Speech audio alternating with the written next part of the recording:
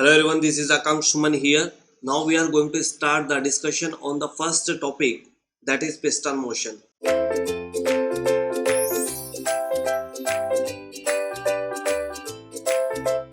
So in the piston motion, what we will study? In the piston motion, you can see here, we will study about the motion of the piston. What is the distance covered by the piston? What would be the formula for the distance covered by the piston? We will derived from here, from this diagram. So first we need to understand again, this is the length of the connecting rod and this is the radius of the crank and this is the angle turned by the crank from the inner dead center. This is the inner dead center, or sometimes it is called as the top dead center. If you want to know what would be the outer dead center, so it would be the outer dead center, or sometimes it is called as bottom dead center. Okay, this is a radius theta and this angle would be beta, we all know that. Okay, and this is the length am we have calculated in the introduction part. What would be the distance? This would be L sin beta, as well as it would be equal to R sin theta. Okay, here you can see this is 90 degree, at 90 degree angle. And if I'm talking about the piston motion, let us assume that displacement of the piston is BB1. Piston was initially at B1 position, now it is move certain distance, it is cover certain distance and it acquired the next position, that is B. So if I'm talking about the displacement,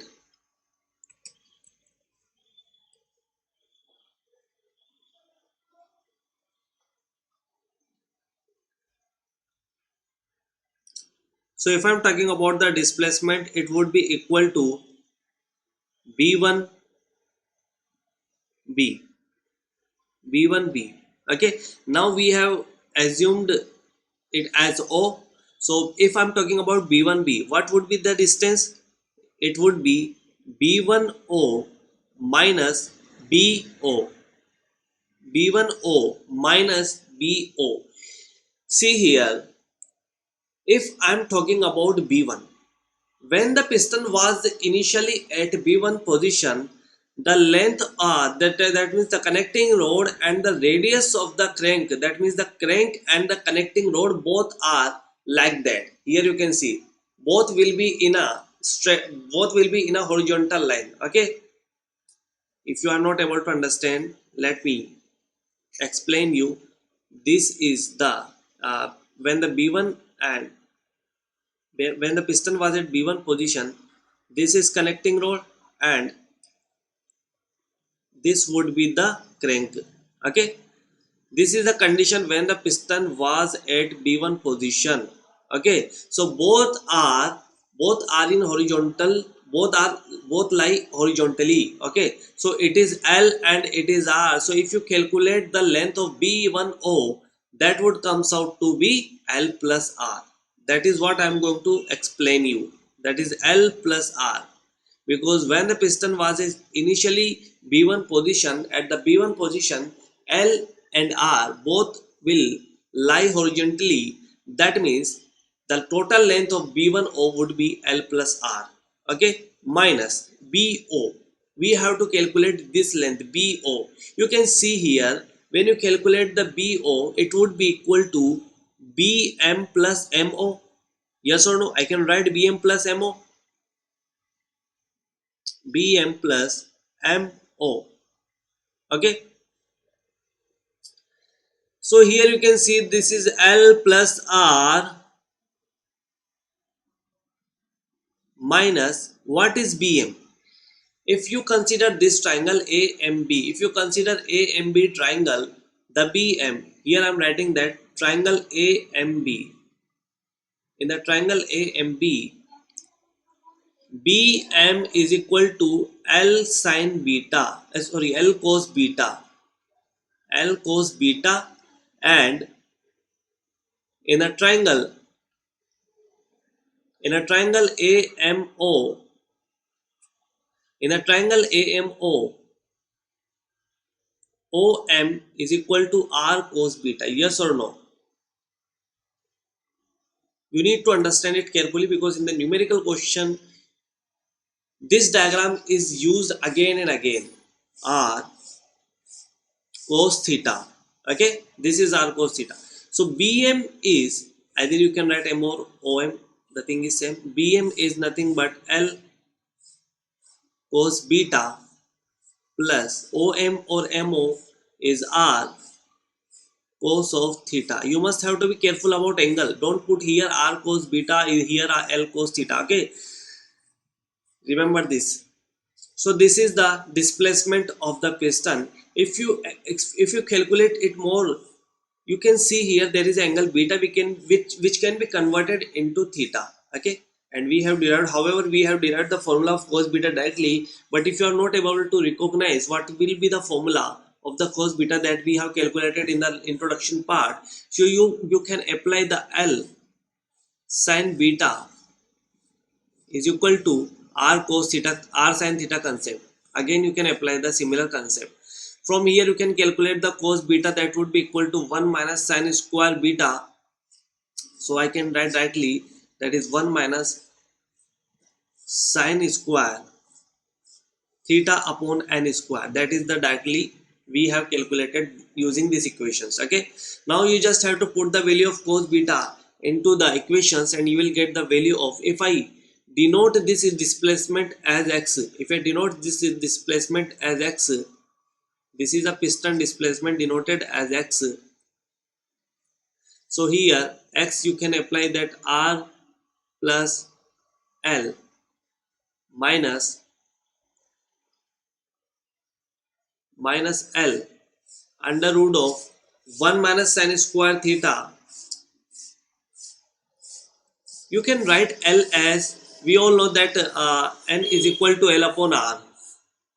We all know that n is equal to L upon R. So you can replace the length of the connecting rod also, n into R.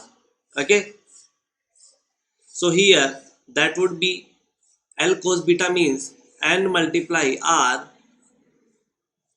under root of 1 minus sin square theta upon n square. Okay, this is L cos beta, and L cos beta plus R cos theta. Okay, so here it would be R,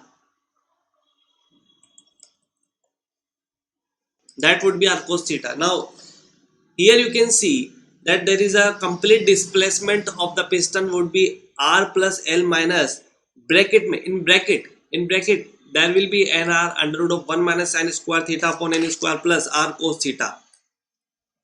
Okay, now if you open this bracket, this term would be in negative and this term also be in negative. Okay, so here I am just going to open the bracket, that is R plus L. This is the simply mathematical calculations. Okay, we are just deriving the final equations, final relation for finding out the piston motion, that is 1 minus sin square theta upon n square minus R cos theta, minus R cos theta. Here you can see here this is R cos theta and this is R. Okay, so we can take common, x is equal to R. I am just making the relations as simpler as possible. So this is R, we have taken common R, so R multiply 1 minus cos theta plus,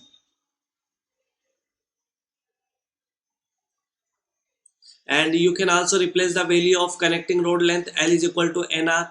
So when you put here L is equal to NR, you can put directly here, that is equal to NR. So when you put the value of length of connecting rod NR, you can take common NR also, and you will get the common 1 minus under root of 1 minus sin square theta upon n square. Are you getting my point? This is the relations that you will get here. Okay, now you can write this equation as R1 minus cos theta plus, now I'm just multiplying with n inside the bracket, so that would be n minus, what would be here, when you multiply with n. When you multiply this term with n, so it will go inside the under root and it will become n square. So you will get finally n square minus sin square theta. You will get the n square minus sin square theta. So this is the basically the formula for finding out the piston motion. You must remember this formula directly. Okay, either you remember this, or at least if there is n, if n obliquity ratio is not given in the question, okay, so you can calculate the value of obliquity ratios by L upon R, okay, directly. So this is the piston motion formula. Thank you.